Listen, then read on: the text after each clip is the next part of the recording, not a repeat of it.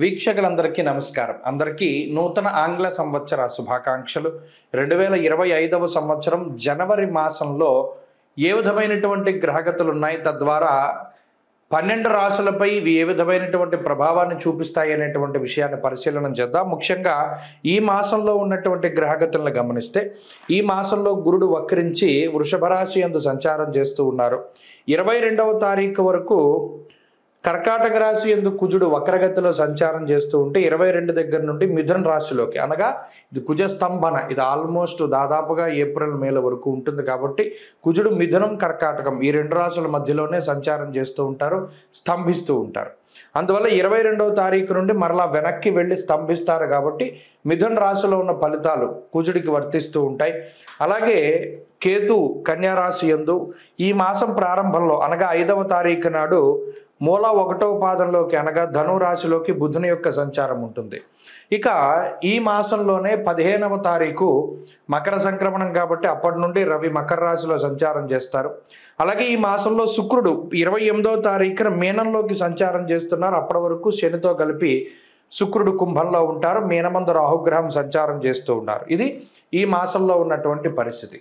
అయితే తెలుగు మాసాలలో చూసుకుంటే ఈ మాసాన్ని పుష్యమాసము అంటారు. పుష్యమాసమునందు ఏ కార్యక్రమాలు చేయాలి, ఏమేమి చేయకూడదు అనేటువంటి విషయాన్ని కూడా మనం తెలుసుకోవాలి.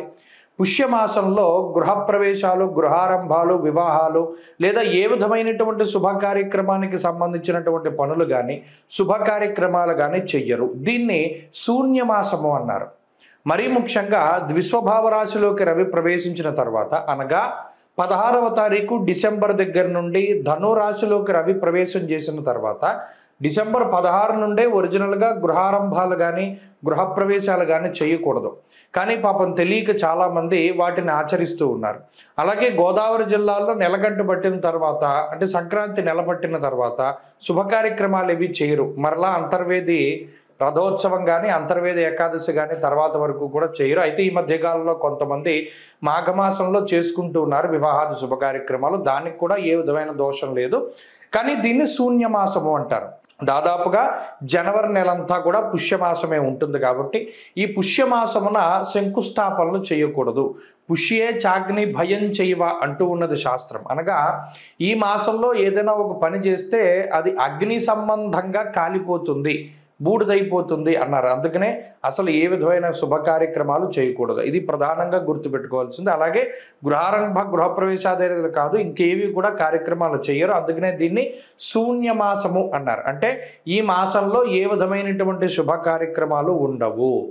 అలాగే ఈ జనవరి నెలలోనే మకర సంక్రమణం జరుగుతుంది. కాబట్టి ఈ జనవరి నెల 15వ తారీఖు నాడు సంక్రమణం రోజున పితృదేవతల్ని స్మరించి వారి పేర్ల మీద స్వయంపాక దానాదులు అవి చేస్తూ ఉంటారు.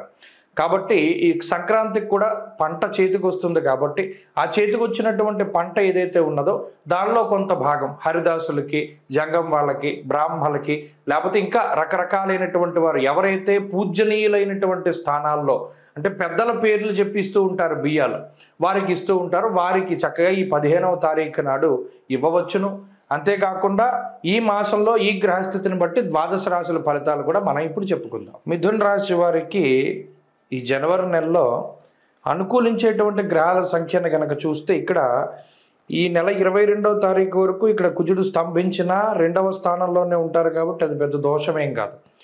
ఈ నెలాఖరులో, అంటే 22వ తారీఖున కుజుడు మరలా జన్మరాశి సంచారం చేస్తారు. కాబట్టి అది జన్మకుజుడు దోషం, మరలా కుజస్తంభన దోషం వస్తుంది. అదొకటి ప్రధానంగా ఈ నెలలో మనం గుర్తుపెట్టుకోవాలి.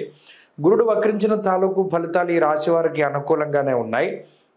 అలాగే 15వ తారీఖు వరకు సప్తమంలో రవి బుధులు మిశ్రమమైనటువంటి ఫలితాలు, వాళ్ళు ఏమో అనుకూలమైనటువంటి గ్రహాలు కాదు. అయితే 15వ తారీఖు తర్వాత అష్టమ రవి వెళ్ళి, అష్టమ రవి జన్మకుజుడు, మరి నెల మధ్య నుండి వెళ్ళే కొద్దీ అష్టమ రవి జన్మకుజుడు దోషాలు అవి కొద్దిగా వస్తున్నాయి. కాబట్టి అది ప్రధానంగా దృష్టిలో పెట్టుకోవాలి. ఈ మాసం మొత్తం కూడా సరే ఇలాంటి గ్రహస్థితిని చూసినప్పుడు కేవలం ఒకే ఒక్క గ్రహం తాలూకు బలం మీద ఆధారపడి మాత్రమే మిథున రాశి వారు ముందుకు వెళ్ళవలసి వస్తుంది.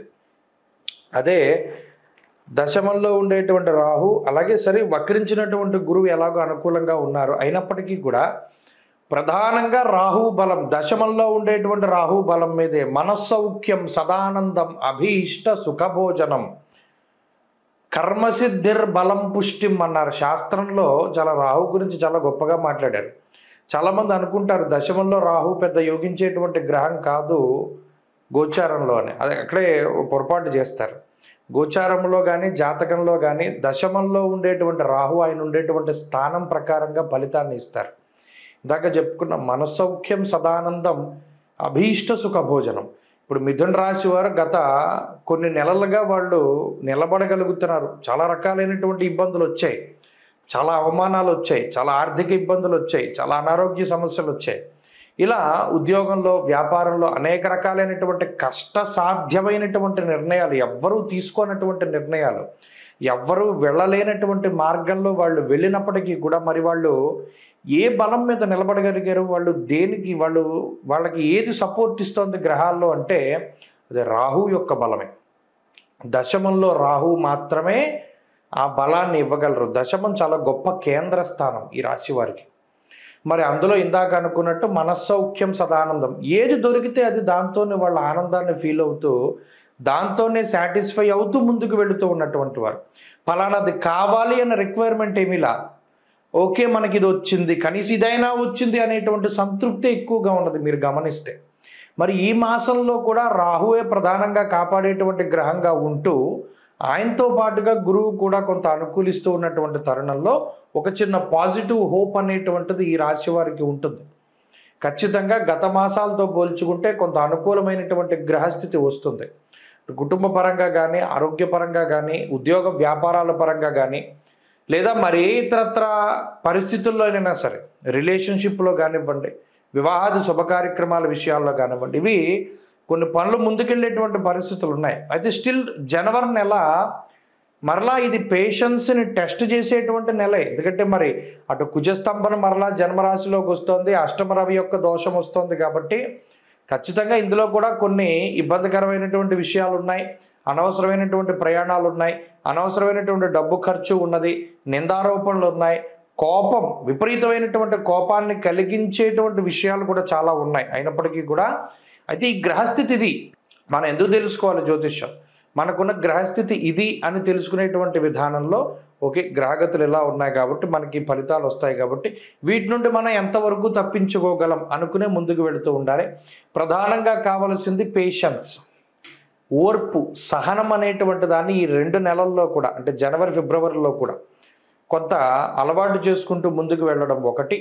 రెండవది తొందరపాటు తనం లేకపోవడం, ఏ పని చేయడానికైనా సరే సానుకూలంగా, సామరస్యంగా ముందుకు వెళుతూ ఉండడం, కొంత టైం తీసుకునైనా సరే ముందుకు వెళ్ళాలి. అంతే తప్పితే కంగారుగా నిర్ణయాలు తీసుకోకూడదు. అలాగే భగవద్ ఆరాధన చాలా మంచిది. ఏ గ్రహం తాలూకు ఆరాధన చేయాలండి, గ్రహం తాలూకు ఆరాధన వద్దు. మిథున రాశి వారు, మీరు పుట్టినటువంటి వారు మృగశిర 3, 4 పాదాల్లోనూ, ఆరుద్రలోనూ, పునర్వసు 1, 2, 3 పాదాల్లో పుట్టుంటారు. మీరు ఏ రోజునైతే పుట్టారో చూసుకోండి, ఆ రోజున కంపల్సరీగా దేవాలయానికి వెళ్ళండి. 7 రోజుల్లో ఏదో ఒక రోజు పుట్టుంటారు కదా, ఆ రోజున మద్యమాంసాలు భుజించకుండా దేవాలయానికి వెళ్ళి చక్కగా దీపారాధన చేసి, మీకు కావలసిందల్లా ఏంటి అంటే రాహు బలాన్ని పెంచుకోవడం, కుజుడు రవి యొక్క బలాన్ని కొంత వ్యతిరేకతను తగ్గించుకోవడం. అందుకని ప్రతిరోజు కూడా సూర్యారాధన చెయ్యండి. ఆదిత్య హృదయ స్తోత్ర పారాయణ క్రమం తప్పకుండా చేస్తూ ఉండండి, మంచి ఫలితాలు సంప్రాప్తమవుతాయి. స్వస్తి.